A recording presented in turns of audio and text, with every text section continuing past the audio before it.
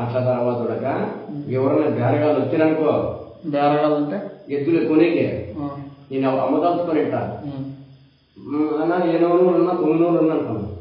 నా 7 నా రేటు ఏమన్నా 700 900 అంత రేటా ఎద్దు? ఇప్పుడు లక్షల్లో ఉండాలి. 800 1500 అంటే నా 1500 నువ్వు చెప్తావు.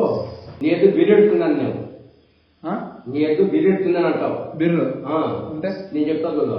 ఇప్పుడు నువ్వు నీకు ఎద్దులకు వచ్చినావు నాటాకి, నా ఎద్దు మంచిది వచ్చినా అని చెప్పి నేను 1500 చెప్తా.